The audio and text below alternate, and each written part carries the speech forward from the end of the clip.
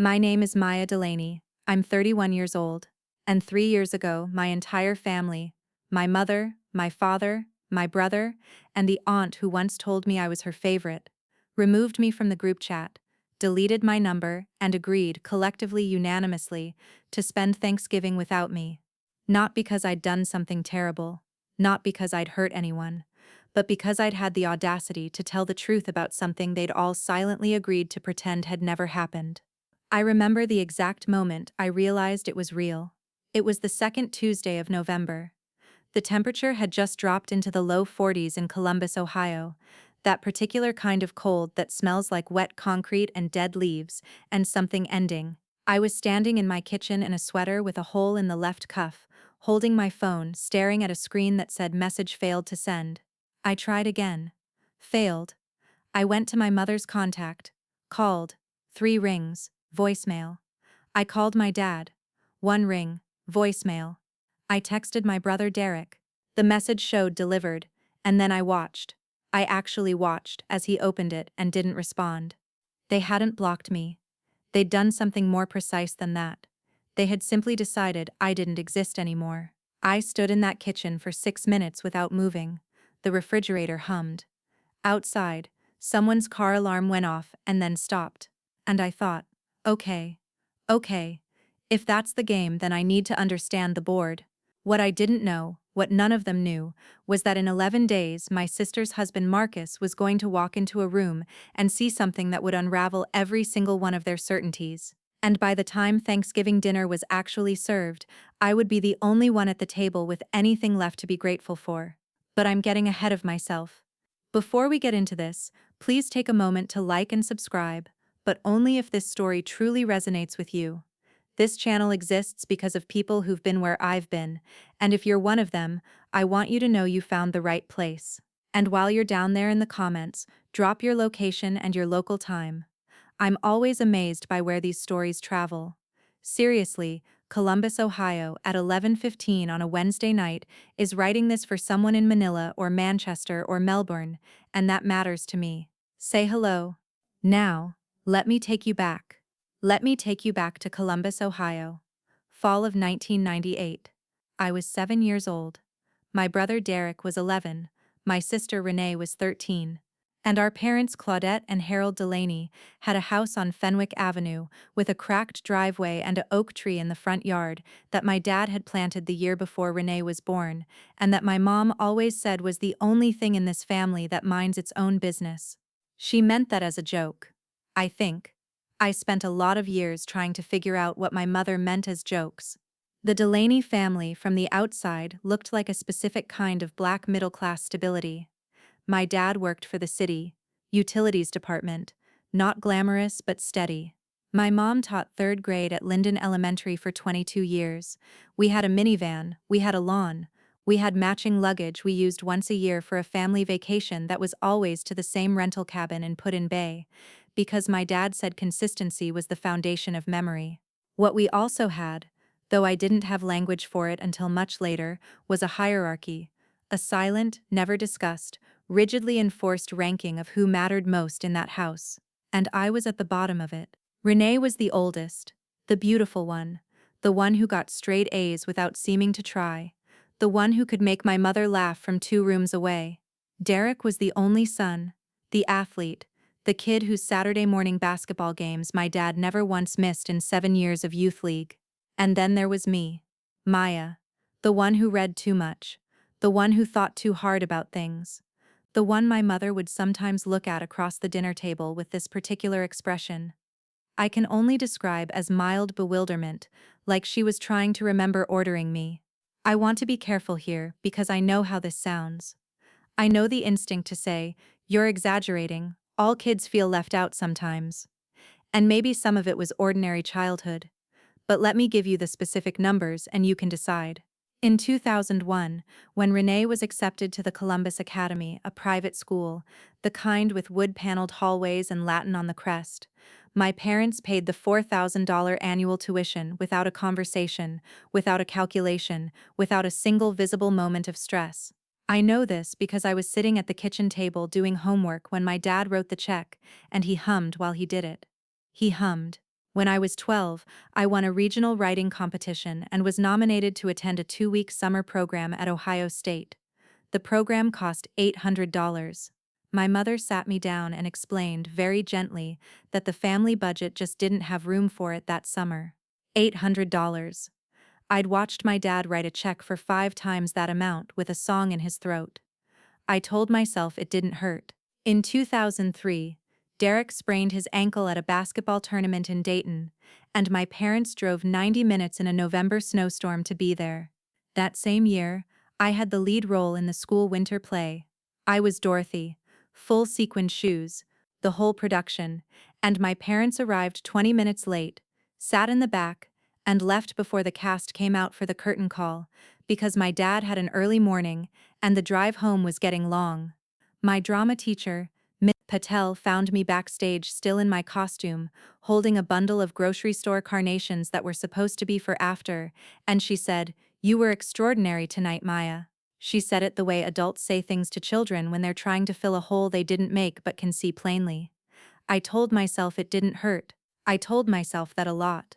The dynamic with Renee was more complicated, because Renee and I were actually close for a long time. She was 6 years older than me, and in that weird way of older sisters, she was sometimes my protector, and sometimes my tormentor, and mostly just a person who understood the particular weather of our house better than anyone.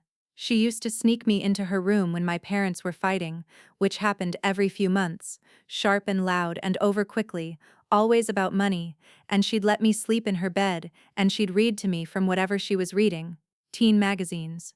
Then later, actual books. She read me the first 3 chapters of Beloved when I was 9 years old. I didn't understand a word of it, but I loved the sound of her voice making something serious. But somewhere around the time Renee went to college, Ohio State, full scholarship, a fact my mother mentioned in casual conversation roughly 400 times, something shifted. Renee came back different. Not mean, not cold, just aligned. She'd absorbed something from my parents that I hadn't, some understanding of the order of things, and she'd decided to be comfortable in it rather than question it. By the time she was 25 and I was 19, she had become my mother's best friend. They talked on the phone every day. They had the same opinions about everything, and they had the same opinion about me, that I was too sensitive, too ambitious in the wrong directions, too unwilling to just be grateful for what I had. What I had, by the time I was 19, was a partial scholarship to Ohio University in Athens, about 75 miles southeast of Columbus, a part-time job at the campus bookstore, and a creeping awareness that I was going to have to build my life almost entirely by myself. My parents contributed exactly $2,000 to my first year of college, which covered about 3 weeks of expenses. The rest was loans, work-study, the bookstore job, and a second job I picked up junior year tutoring other students in English and writing. I graduated in 4 years with a degree in communications, $38,000 in debt, and zero fanfare from my family. There was no party. There was a brief dinner at an Applebee's in Columbus, where my dad ordered the riblets, and my mom said she was proud of me, and then spent 20 minutes talking to Renee about Renee's new apartment. I moved to Chicago the following August with a duffel bag, a laptop, and an entry-level job at a small content marketing firm called Clearwater Media that paid me $34,000 a year. I knew nobody. I had nothing. I was 23 years old and completely alone in a city that does not care even a little bit about your feelings. And I was, and I want you to really hear this part. I was okay, not happy, necessarily, not secure, but okay, because there is a specific kind of relief that comes from being in a place where no one is measuring you against a standard designed for someone who isn't you. Nobody in Chicago had ever watched my brother's basketball games instead of my school plays. Nobody had ever written a $5,000 check for someone else and then told me 800 was too much. I was just a person, in a city, starting over. I spent the next 7 years building something. I want to be specific about what that looked like, because the specifics matter later. I stayed at Clearwater for 3 years, got promoted twice, and left in 2019 to take a senior content strategist position at a healthcare technology company called Meridian Health Partners. The salary jumped to $78,000. I got good at my job, genuinely good, in that way where you stop performing competence and start actually having it. In 2021, I was headhunted by a larger firm, a brand consultancy called Arrowwood Group, and I negotiated my way into a director-level role at $96,000 with equity and a remote work arrangement that let me, finally, move back closer to Ohio. Not Columbus. I chose a smaller city, Delaware, Ohio, about 30 minutes north of Columbus, because I wanted proximity without immersion. I wanted to be able to drive to a family dinner and drive home afterward.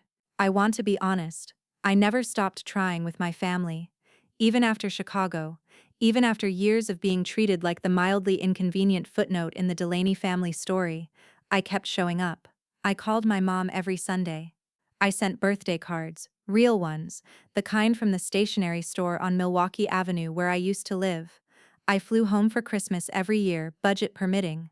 I attended Renee's wedding to Marcus in June of 2018, in Columbus at a venue that cost what I made in 4 months, and I gave a toast that made 4 people cry, including Marcus's mother, and afterward my mom pulled me aside and said, "You spoke too long.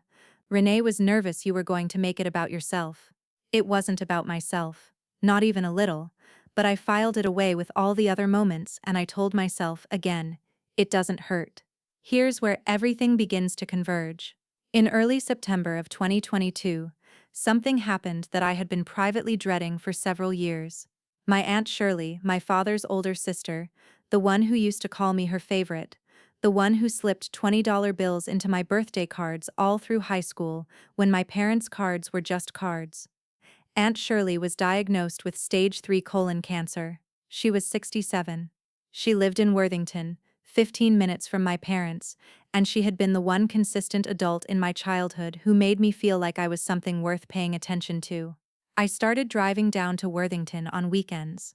Every other weekend through September and October, I would get in my car on Friday afternoon and drive 30 minutes south to Worthington and spend the weekend cooking for Aunt Shirley, driving her to appointments, sitting with her while she watched her stories and complained about the chemo making food taste like aluminum foil. We talked. We really talked. The kind of conversations you can only have with someone when time has become visible. She told me things about our family I hadn't known. About why my mother had always been the way she was, a childhood of her own that had taught her that love was a limited resource, that you had to decide early who was worth it and protect them. "Your mother loves you," Aunt Shirley told me one Saturday in October while I was making her soup she wasn't going to be able to taste. She just never learned how to love someone she couldn't understand. I thought about that for a long time. My parents knew I was visiting Aunt Shirley. My mother mentioned it once on the phone with an odd flatness in her voice that I chose not to investigate. What I didn't know at the time was that my visits were being discussed, that there were phone calls happening between my mother and Renee, and even Derek, who barely called me twice a year, about what my presence in Aunt Shirley's life meant, about what I might want from her. You see, Aunt Shirley had a house, a paid-off 3-bedroom house in Worthington, worth roughly $340,000 on the current market. She had savings, she had some of my grandfather's things, furniture, jewelry, a watch my father had coveted since he was a teenager. And my family, apparently, had always had a quiet, collective understanding about where those things were going to go when the time came. Nobody told me about this understanding. I wasn't part of it. Because I had never been part of things. The first sign that something was wrong came on October 19, 2022. I know the exact date because I have the text message saved. I was in Worthington, in Aunt Shirley's kitchen, and I got a text from my mother that said, "We need to talk about the time you're spending down there. People are getting the wrong idea." I read it 3 times. I wrote back, "What does that mean, Mom?" She called me 40 minutes later, and she was not alone. I could hear the particular quality of her silence that meant she was performing for an audience. She told me, in a careful voice, that Aunt Shirley was surrounded by family and didn't need me overstepping.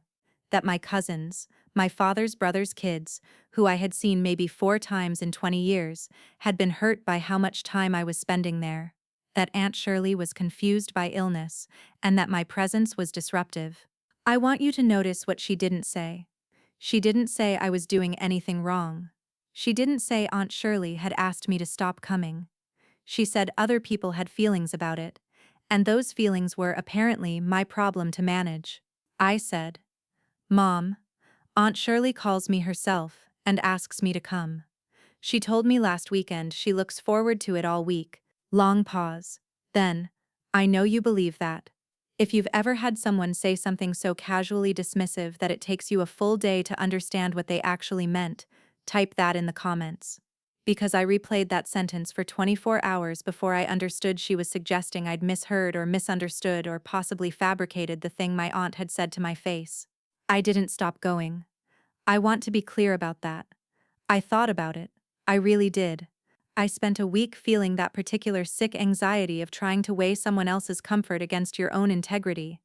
But Aunt Shirley called me that Friday and said, "Are you coming this weekend? I got that documentary you wanted to watch?" And I said yes. And I went. The second sign came 3 weeks later on November 8th. I got a call from Derek, which was unusual enough on its own. Derek called me so rarely that his name appearing on my phone made my stomach tighten. He was doing that thing where his voice was very measured and very reasonable, which meant he'd been coached. He said he'd heard I was making myself very comfortable in Aunt Shirley's home. I asked him what that meant. He said he'd heard I'd been going through her things. I felt the floor tilt. Derek, what are you talking about? Cousin Brianna says she stopped by, and you had boxes in the living room. I was helping Aunt Shirley donate old clothes to Goodwill. Aunt Shirley asked me to help her go through the closets. Another of those loaded pauses. That's not what Brianna said. I want to stop here and say something clearly. I had never, not once, entertained a single thought about what Aunt Shirley might leave behind. I don't mean that as a moral boast. I mean it as a literal fact. I went there because she was my aunt, and I loved her, and she was dying, and when I thought about her house, I thought about her in it, not the square footage or the market value. The suggestion that I had some financial motive was so foreign to my actual experience that I almost couldn't process it. It was like being accused of a crime I hadn't even known was theoretically possible. I called my mother. She didn't answer. I called my dad. He answered, listened, and said, "Your brother is just looking out for the family." "The family," I said. "And what am I?" Silence. "Dad, I think," he said slowly, "you need to think about how your actions are affecting people." I sat with that for a long time. I wrote my parents an email, a long one, 8 paragraphs measured and specific, laying out every visit, every conversation, every errand, everything I had and hadn't done. I asked them to tell me directly if they believed I had done something wrong. I sent it on a Thursday night. My dad read it. I could see the read receipt on Friday morning at 7:42 a.m. Neither of them responded. I sent a follow-up the following Monday. Nothing. I called 3 more times over the following week, voicemail each time. And then on the second Tuesday of November, that Tuesday I described at the beginning, I tried to send my mother a message and got message failed to send. And I realized it wasn't failed delivery. I had been removed. I was gone. 3 days before I got cut off, I had visited Aunt Shirley for what I didn't know would be the last normal visit. She was having a better week. The doctors had adjusted something in her treatment and she was eating more. She had some color back. We watched 2 episodes of a nature documentary about the Amazon. She fell asleep in her armchair and I covered her with the blue knit blanket she kept on the back of the couch, and I sat there in the quiet of her living room for 20 minutes just watching her breathe. Not dramatically. Not knowingly. Just because it was peaceful, and because I loved her, and because there aren't enough moments in your life when you sit still in a room with someone you love, and let that be enough. She woke up just before I was going to leave, and she grabbed my hand and she said, "I'm changing my will, baby. I've been talking to Robert," that was her attorney, "and I want you to know about it before anyone else does. I'm leaving the watch to your father because whatever else is true, it was his daddy's and that's right. But the house and most of the savings, I'm leaving that to you.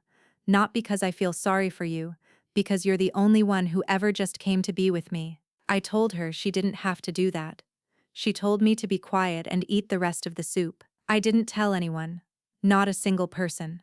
I drove home to Delaware that evening, and I sat with it in the way you sit with things that are both beautiful and terrifying. I didn't call my mother. I didn't tell Renee. I didn't know then that cousin Brianna had been quietly feeding information to my family, or that my family had already decided what my visits meant, or that in 3 days I would be in exile. The 11 days I was cut off were not dramatic, from the outside. From the inside, they were a particular kind of slow-motion grief that I am only now able to describe accurately. It's not the same as losing someone. It's the realization that the loss has already been going on for years, and you've simply been too hopeful to see it clearly. Every morning I woke up and had the same few seconds of ordinary consciousness before it landed again. Your family has decided you don't exist. And every day I made a choice. I will not collapse into this. I will not burn it down. I will not send the kind of message I cannot take back. I went to work. I did my job. I called Aunt Shirley twice. She answered. She sounded okay. She didn't know any of this was happening. I ran 6 miles on a Saturday that felt like it lasted 4 hours. I called my best friend Dominique in Chicago, and she listened for 90 minutes and then said, Maya, I have said this before and I will say it again. Those people have never deserved you. I had heard that before. I always pushed back on it, because I didn't want it to be true.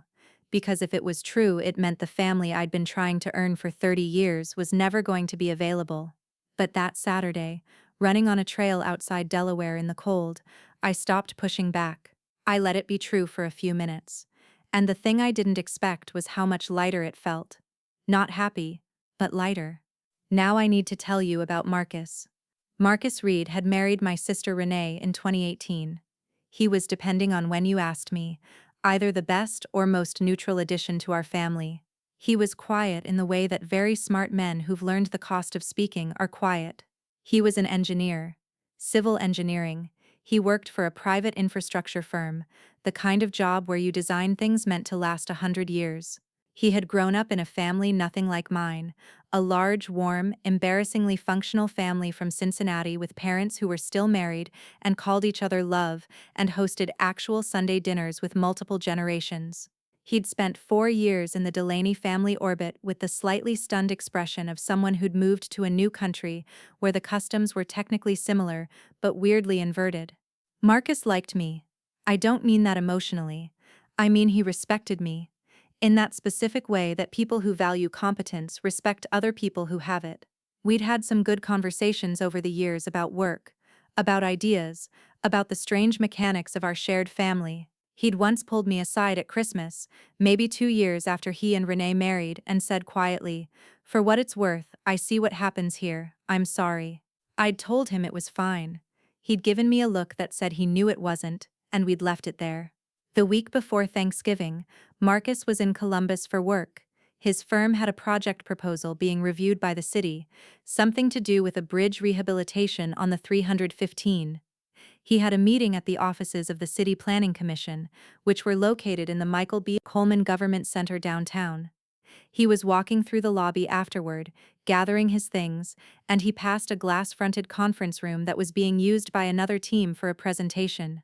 He paused, because on the screen at the front of the room, there was a projected slide bearing the logo of Arrowwood Group, my employer, and the title of a brand strategy proposal for a major Columbus area healthcare expansion project. And there, standing at the front of the room, presenting to a table of city officials and healthcare executives, was me. He told me later he almost didn't recognize me at first. Not because I'd changed, but because the person at the front of that room was so different in bearing from the Maya he'd watched sit silently at the edge of holiday dinners, the Maya who absorbed her mother's soft dismissals without flinching, the Maya he'd understood to be struggling. He said I was standing like I owned the air in the room. He said I was speaking with the kind of authority that doesn't announce itself. He said one of the city officials, a man Marcus recognized as Deputy Director of Health Services, a man Marcus had personally tried to get a meeting with for 6 months, was leaning forward and nodding. Marcus stood in that lobby for 4 minutes. He watched through the glass.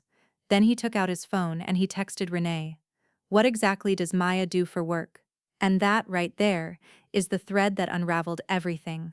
Drop a star in the comments if you've ever had a moment where someone finally saw you, not how your family described you, but actually clearly, specifically you.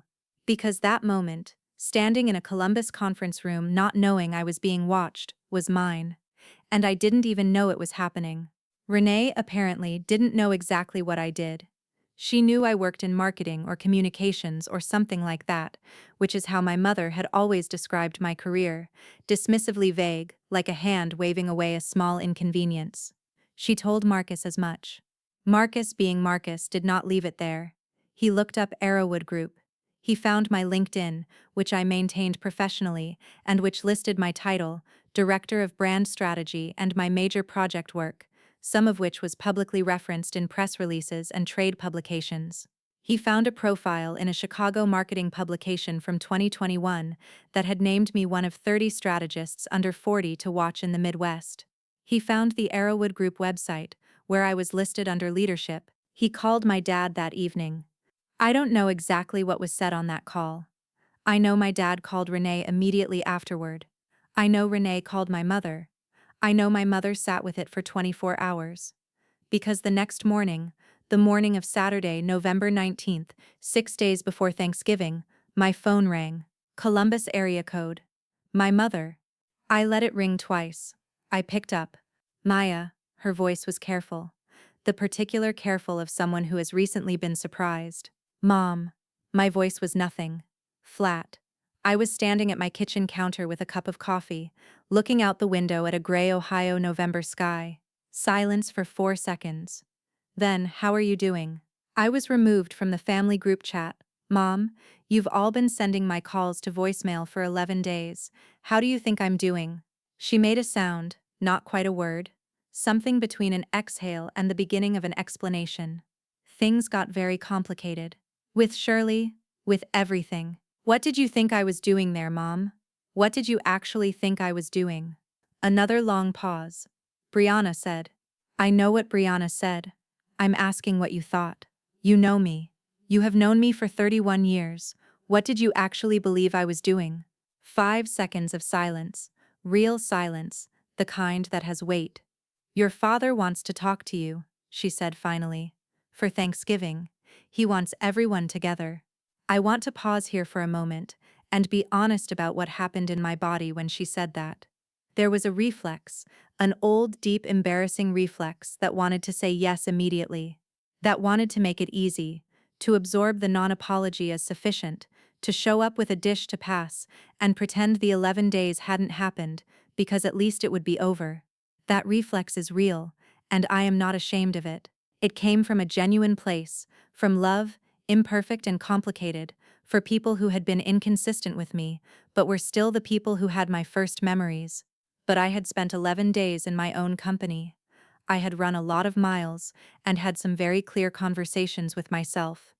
And I understood something now that I hadn't fully understood before. The issue was not the 11 days. The 11 days were a symptom. The issue was 31 years of being the person in that family who didn't get to matter, and the fact that the only thing that had changed was that Marcus had seen me in a conference room. That was the variable. Not my mother's conscience. Not a genuine reckoning. Marcus had accidentally reported something that disrupted their comfortable understanding of who I was, and now they wanted me back at the table. But here's the thing about tables. You have to know what you're sitting down to. I'll come, I said. But I need to say some things first. She said okay. Not on the phone. At dinner I need everyone to be there. Derek and Renee and Marcus and you and Dad, and I need everyone to actually listen. Not to manage me. Not to redirect. To listen. A pause. Then, okay, Maya. Okay, I said. I hung up and I stood there a moment longer, looking out at that gray Ohio sky. Then I finished my coffee.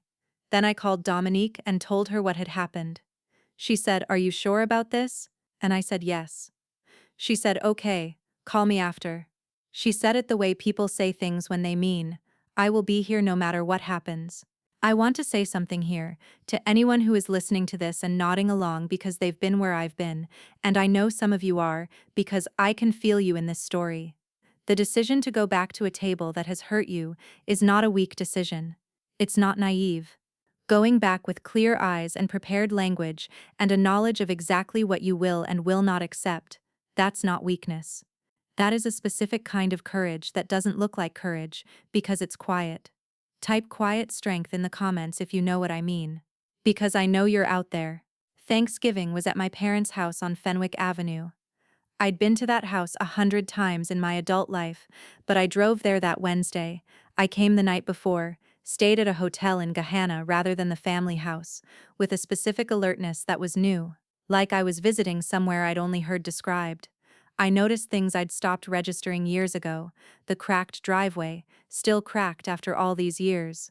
The oak tree, now enormous, branches spread over half the front yard. My dad had planted it before Renee was born. It had been minding its own business for 37 years. They were all there, my mom in the kitchen, starting the turkey at 7 a.m. the way she always did. My dad in the living room with the TV on a pregame show, the same position I could picture him in from every Thanksgiving of my childhood. Derek, who had driven from Cleveland, sitting at the kitchen table with his phone out. Renee and Marcus had arrived the evening before and were staying in the guest room. I arrived at 10 a.m. My mother hugged me at the door, a real hug, the kind that has some apology in it, even without words. I let it be a real hug. My dad squeezed my shoulder. Derek looked up from his phone and said hey, and I said hey back, and that was as much as we had. Renee came downstairs and the moment was slightly awkward. That pause when you haven't spoken to someone in 11 days over a real wound, and now you're both standing in a kitchen that smells like turkey and coffee. Marcus came down 2 minutes later. He looked at me for a long moment and then he said quietly, "Good presentation, by the way." I said, "You could have just texted me." He smiled slightly. "I know, I should have." And that was the moment I knew that Marcus was going to be okay. Not a betrayal, not a problem, an ally, maybe the first one I'd had inside that house. Dinner was at 2. We ate first. My mother had made everything: turkey, greens, macaroni, sweet potato pie, the corn pudding that was my dad's contribution in that he assembled the ingredients and handed them to my mother.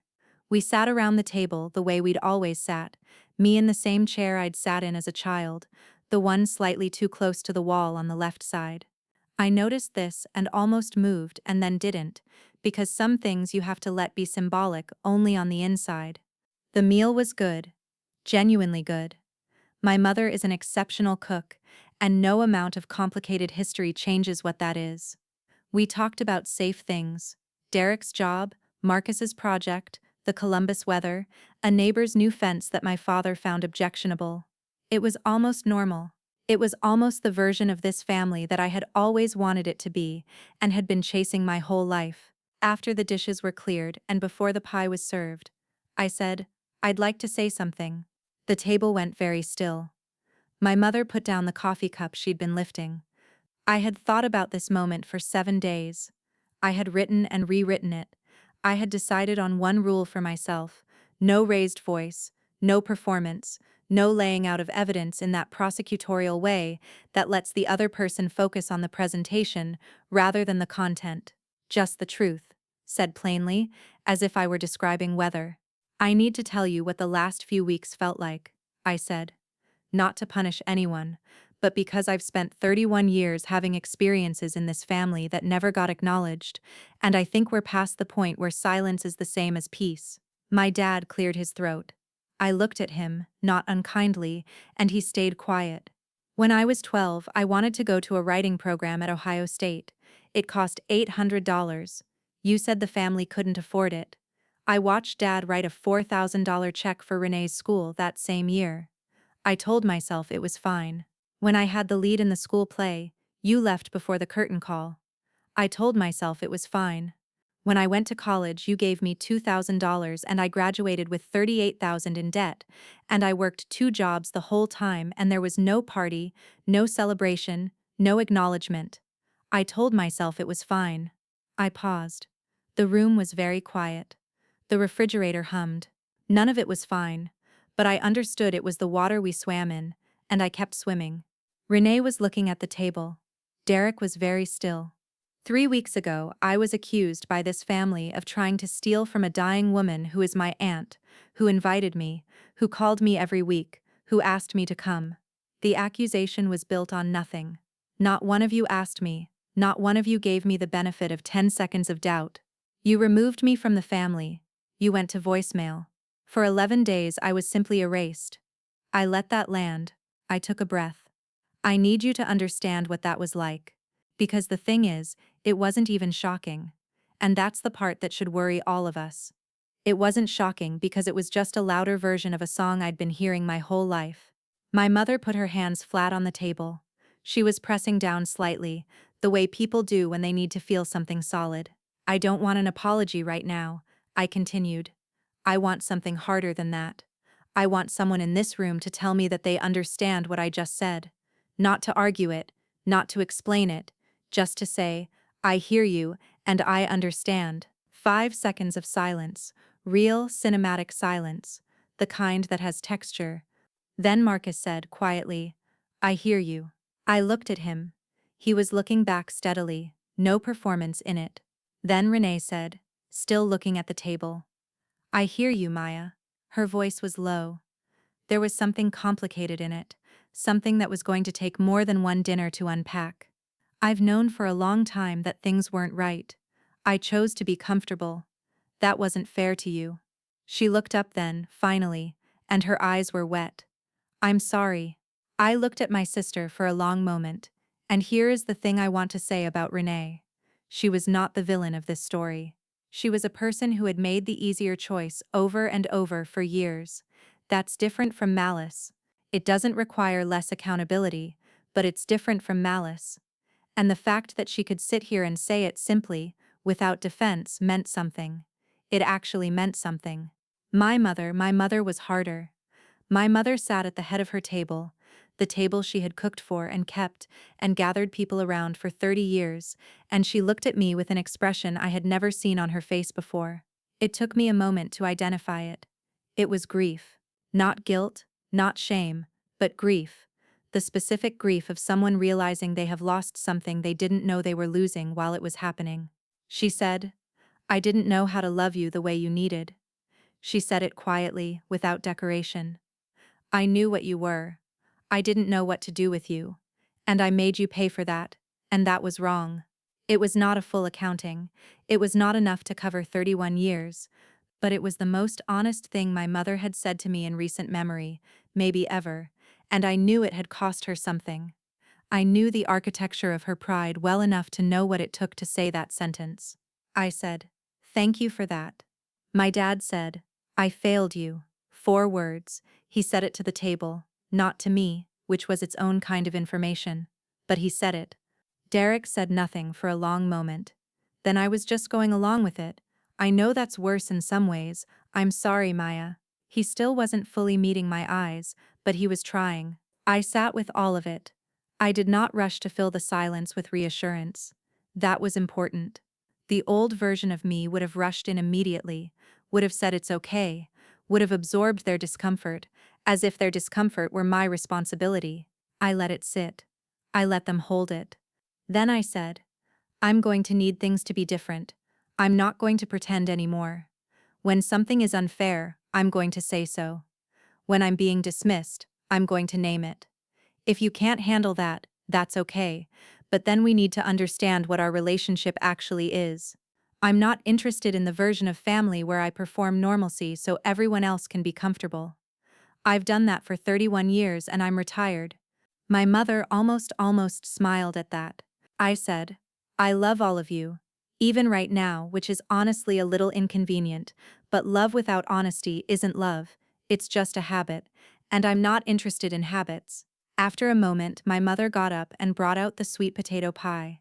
She cut me the first slice, which she had never done before in my life. Small thing, enormous thing.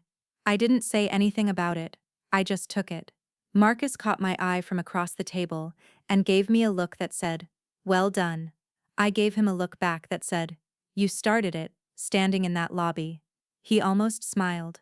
We ate pie. My dad turned the game back on after a while.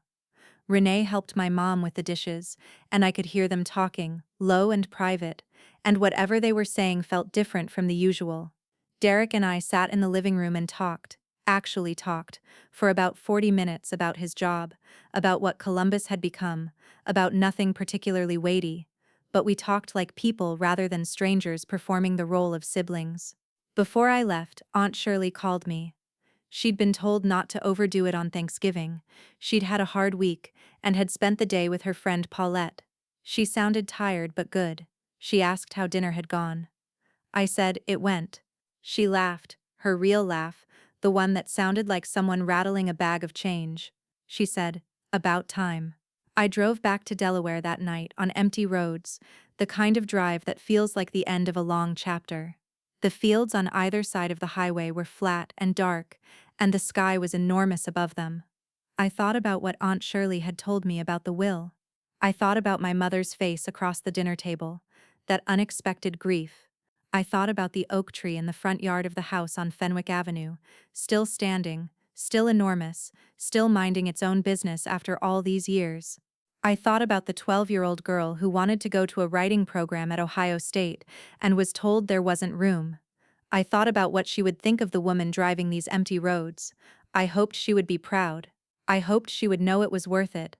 All the building, all the quiet, all the refusing to collapse. I hoped she would know it was worth it. It's March now, the particular gray thaw of an Ohio March, that season that can't decide if it's still winter or finally something else. I'm in Delaware. I have a house. I bought it 14 months ago, a 1940s craftsman with an actual front porch, and I have a job I'm genuinely good at, and I have Dominique who calls every other Sunday and still says things I need to hear. I have a friend named Sadie, I met at a trail running group last fall, who is 29 and a respiratory therapist, and the funniest person I've met since Chicago. I have a life that is, and I mean this carefully, not as performance full. My relationship with my family is different now. Not magically repaired. I want to be honest about that, because I think one of the cruelties of stories like this one is the suggestion that one honest dinner resolves decades of complicated damage. It doesn't. My mother and I talk every couple of weeks. It's still sometimes awkward. She still sometimes defaults to the old patterns, a slightly deflecting comment, a subject change when things get direct, and I still sometimes have to decide in real time whether to name it or let it go. I name it more than I used to. She's adjusting to that. It's not elegant, but it's honest, and I'll take honest over elegant every single time. Renee and I have been talking more than we have in years. We're building something that might eventually be a real friendship, the kind we could have had if we'd both grown up in a house where honesty wasn't so costly. It takes time. We're taking it. Marcus has become, quietly and genuinely, one of the people I trust most, which is odd and perfect, and very much not what I expected from Renee's husband. Aunt Shirley is still here. It's more complicated than the doctors predicted, which is typical of Aunt Shirley. She has always been more complicated than predicted. She's in treatment. She has good weeks and bad weeks. I still drive down to Worthington when she needs me to, and nobody in my family has said anything about that since Thanksgiving. I suspect some things were said between some people about what it would mean, and I suspect Marcus may have had a word with more than one of them, and I suspect there was a specific quality of clarity in that word. I haven't asked. I don't need to know. What I know is this. I sat in Aunt Shirley's living room last Sunday, and we watched the second half of the nature documentary we'd started in October and hadn't finished, and she fell asleep in her armchair the way she does now, with the blue knit blanket, and I sat in the quiet for a while, not grieving, not planning, just being there, in a room with someone I love, letting that be enough. Here is what I want to say to you, directly, if you've made it this far. The story I just told you is not a revenge story. I know it can sound like one. The girl who was dismissed turns out to have been capable all along, and the people who dismissed her have to confront it. But that's not the point. The point is not that I was right and they were wrong, or that my success proved something, or that Marcus walking through a lobby was some kind of divine justice being served. Success doesn't prove anything about your worth. You don't need a conference room presentation to validate what you already knew about yourself. The point is architecture. You cannot wait for the people who diminished you to build you a room in their house. You have to build your own house. You have to build it with the people who actually show up. Dominique, Sadie, Marcus in his quiet way, Aunt Shirley who called me her favorite and meant it, and you have to build it out of real materials, honesty, and work, and the willingness to say true things in plain language without shouting. You build it by deciding over and over that you are worth building for, not because someone finally sees you in a lobby, but because you see yourself. The 12-year-old who didn't get to go to the summer program? I think about her a lot. I think about her backstage in the sequined shoes with the grocery store carnations. I think about her at the dinner table being told she spoke too long. I wish I could go back and tell her that the space she was trying to fit into was simply the wrong shape for her, not too small exactly, but the wrong shape. And that one day she was going to build a shape that fit, and it was going to be full of people who wanted her in it, and she was going to drive home on empty nighttime roads and feel something she didn't have a word for yet. Something quiet and steady, and hers. The word, I think, is home. If this story found you somewhere real, if you recognize something in it, if you've spent years being the person in your family who had to earn what everyone else was simply given, please drop something in the comments. Tell me where you are, tell me what year it is for you, whether you're in the middle of it or on the other side of it. I read every comment. I mean that. Like and subscribe if this is the kind of story you want more of. The link in the description will take you to another one, a different family, a different table, a different version of the same long fight to be known. I think you'll recognize it. Take care of yourself tonight. I mean that too.